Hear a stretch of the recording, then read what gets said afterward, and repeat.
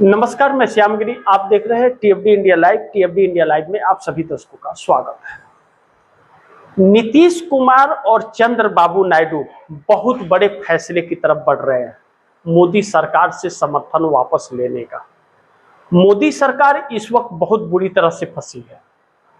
कई जगह भारतीय जनता पार्टी की सरकार कई राज्यों में गिर सकती है अगर छात्र फिर सड़क पर उतर गए, और छात्रों ने फिर ऐलान कर दिया है आंदोलन का, सड़क पर आने का। और यह भी कहा है कि 20 जुलाई को जो आंदोलन हुआ था उससे 4 गुना और बड़ा आंदोलन होने जा रहा है, यानी कि करोड़ों की संख्या में छात्र सड़क पर उतरने जा रहे हैं।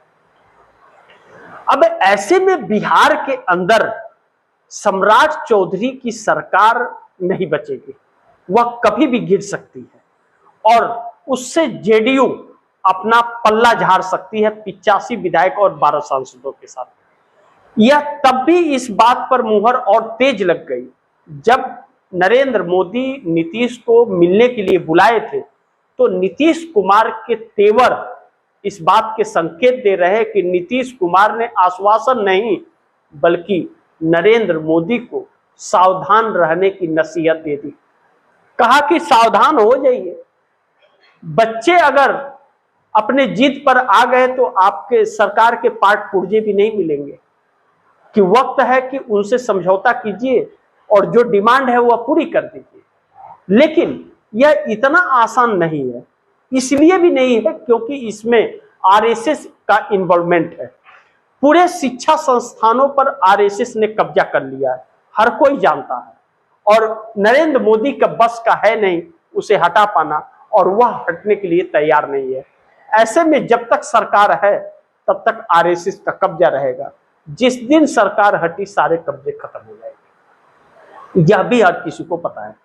अब इन परिस्थितियों में मोदी सरकार बुरी तरह से फंस गई है। नीतीश कुमार कह रहे हैं कि कोई अपराधी है तो आप उसे गोली थोड़ी मारोगे, उसे न्यायपालिका उसको देगा, सजा देगा। आप कौन होते हो देने वाला? ऐसा ही एक वीडियो नीतीश कुमार का वायरल हो रहा है, जैसे लगता है कि नीतीश कुमार ने इसी शब्द का इस्तेमाल मोदी से किया है। लेकिन नीतीश से मिलने के बाद मोदी सरकार के अंदर बेचैनियां ज्यादा बढ़ गई है। इससे यह साबित होता है कि नीतीश कुमार ने साफ कह दिया है कि भैया हम कभी भी समर्थन वापस ले लेंगे। इसका मतलब नीतीश कुमार को इनपुट मिल रहा है इस छात्र आंदोलन का, और जो आम जनता के बीच मोदी सरकार को लेके और एनडीए गठबंधन को लेके जो आक्रोश उत्पन्न हो रहा है बिहार के अंदर, बाकी कुर्सी पर साफ झलका। लेकिन दूसरी तरफ चंद्रबाबू नायडू को समझाने की कोशिश मोदी ने की तो चंद्रबाबू नायडू ने इन्हें उल्टा अल्टीमेटम और चुनौती दे दी कि देखिए, आपको मैंने पहले ही कहा था कि छात्रों से पंगा मत लीजिए, अगर आपने लिया तो हम आपका दामन छीन लेंगे। और अब समर्थन वापस लेकर अपना अपना वजूद बचाने की कोशिश हर कोई कर रहा है। अब ऐसे में नीतीश कुमार के भी सांसद और विधायकों की ताकत दिख रही है और चंद्रबाबू नायडू की भी, और यह हटते हैं तो सरकार गिरने की कगार पे आ जाएगी। राहुल गांधी ने एक प्रेस कॉन्फ्रेंस किया। उस प्रेस कॉन्फ्रेंस में राहुल गांधी ने उन बच्चों को लाकर खड़ा किया जिन बच्चों को मोदी सरकार प्रताड़ित कर रही है। यह पहला ऐसा मौका नहीं है जब राहुल गांधी ने खड़ा किया, इसके पहले भी कई बार उन प्रताड़ित बच्चों को ला करके खड़ा कर दिया है। और नीतीश कुमार ने तो यहां तक कह दिया कि क्या कोई अपराधी है तो आप गोली मारोगे, और बच्चे कह रहे हैं कि AK-47 चला है, पैलेट गन चला है, उससे वह घायल हुए हैं।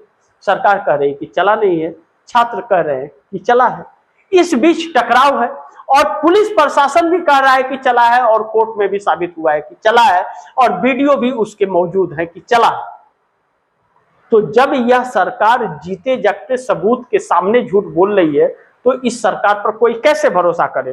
तब इससे छात्र आक्रोशित होकर के सड़क पर उतर रहे, और इस बार छात्रों के साथ उनके परिवार के लोग भी हैं, तो फिर सरकार के लिए मुश्किल है। ऐसे में नीतीश नायडू मोदी सरकार का साथ छोड़ते हुए नजर आ रहे हैं। अब इंडिया गठबंधन जिस तरह से सक्रिय है और 214 सांसद इंडिया गठबंधन के मोदी के पीछे पड़े हैं, बहुत बड़े संकट बन गए हैं, और राहुल गांधी के नेतृत्व में सब कुछ चल रहा है। लगातार राहुल गांधी आक्रामक हैं सड़कों पर, प्रेस कॉन्फ्रेंस भी करते हैं, छात्रों से मुलाकात भी करते हैं। 8 अगस्त को इलाहाबाद के अंदर राहुल गांधी का छात्रों से संवाद भी होने वाला है। इस बात से मोदी सरकार की नींद उड़ी है कि अगर देहरादून से बड़ा अगर हो गया और बच्चों का रिस्पॉन्स मिलने लगा तो राहुल गांधी तो पहले से हीरो बने हुए हैं, फिर राहुल का मुकाबला कर पाना मुश्किल हो जाएगा। लेकिन मोदी सरकार के लिए चुनौती इस बात का भी है कि 100 से 150 सांसद भारतीय जनता पार्टी के ही इनके खिलाफ। बहुत महत्वपूर्ण है कि नरेंद्र मोदी जिस नक्शे कदम पर चल रहे हैं, भाजपा सरकार और आरएसएस के खिलाफ, गांव देहातों के लोग खिलाफ हो गए हैं सरकार के। तो चुनाव में अगर जब जाएंगे, चाहे भाजपा के लोग हों चाहे एनडीए गठबंधन के, तो सी वोटर का सर्वे यह कहता है कि 86.8% जनता एनडीए गठबंधन के खिलाफ हो चुकी है। इनके वोटर, दूसरे की बात नहीं कर रहे, एनडीए गठबंधन के वोटर 86.8% अब एनडीए को वोट नहीं देना चाहते। यह सी वोटर का सर्वे कहता है, वह सी वोटर जो हमेशा मोदी सरकार के पक्ष में दिखाता है। तो फिर लोग चुनाव जीतेंगे कैसे? नीतीश कैसे जीतेंगे? नायडू कैसे जीतेंगे? चिराग पासवान, मांझी कैसे जीतेंगे? यह समस्या आकर के खड़ी हो गई है।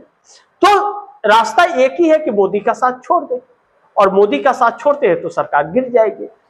लेकिन एनडीए के अंदर 41 सांसद हैं जो समर्थन वापस ले लेंगे मोदी सरकार से, अगर इस बार मोदी सरकार समय रहते नहीं जीती तो। लेकिन मोदी सरकार तो साफ कर रही है कि भैया हम तो नहीं झुकने वाले हैं। भारतीय जनता पार्टी ने 30 सेकंड का वीडियो जारी करके बॉस लिख करके संबोधित किया। तो मोदी बॉस है क्या? जनता ने तो प्रधानमंत्री चुना था, तो बॉस कैसे जन्म ले लिया इस देश के अंदर? यानी कि राजतंत्र अपने आप को राजा समझने लगे हैं। एक डरपोक व्यक्ति अपने आप को राजा घोषित कर, पता नहीं क्या क्या कर रहे हैं, भगवान ही जाने। लेकिन राहुल गांधी ने जो एक मोटी लकीर खींची है छात्र और सरकार के बीच में, और गृह मंत्री अमित शाह के इस्तीफे की मांग और नरेंद्र मोदी के माफी मांगने की जो मांग उठी है, 20 जुलाई से लेकर के 5 अगस्त तक तो संसद नहीं चला और 6 तारीख को भी नहीं चला, स्थगित हो गया। तो सोचिए कि पूरा सेशन, मानसून सत्र जो है वह पूरी तरह से खत्म हो गया और सरकार भागती फिर रही है। मोदी और शाह विपक्ष का सामना करने की हिम्मत नहीं जुटा पा रहे। एनडीए गठबंधन के सहयोगियों से मिल करके वह चर्चा बात कर रहे हैं कि आप हमारे साथ बने रहिए। कौन बना रहेगा जब पूरा देश इनके खिलाफ है?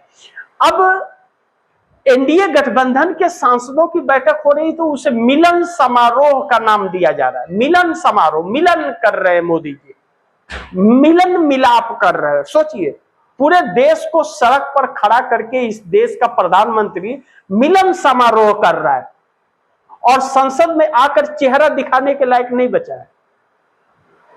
कितना डरपोक प्रधानमंत्री है और गृह मंत्री कितना डरपोक है कि भाग रहा है सदन से।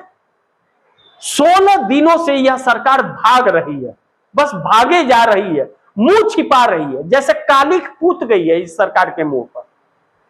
और नीतीश नायडू ऐसे कालिख पूते सरकार के साथ रहने के लिए तैयार नहीं है।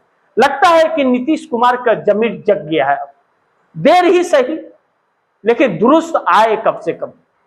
लेकिन यह सरकार कई राजनीतिक दलों का और कई नेताओं का राजनीति अंत कर देगी अगर इसके साथ रहे तो। यह बात हर कोई अब कह रहा है और इस बात की आशंका ही नहीं, डर एनडीए के अंदर सता रहा है, इसीलिए एक एक करके सब साथ छोड़ रहे हैं। भारतीय जनता पार्टी के लोगों को भी इस सरकार पर अब भरोसा नहीं रह गया। कहा यह जा रहा है, चर्चा इस बात की है कि 100 सांसदों से अधिक सांसद मोदी के खिलाफ और अमित शाह के खिलाफ कभी भी खुला बगावत कर सकते हैं इनके इस्तीफे की मांग पर।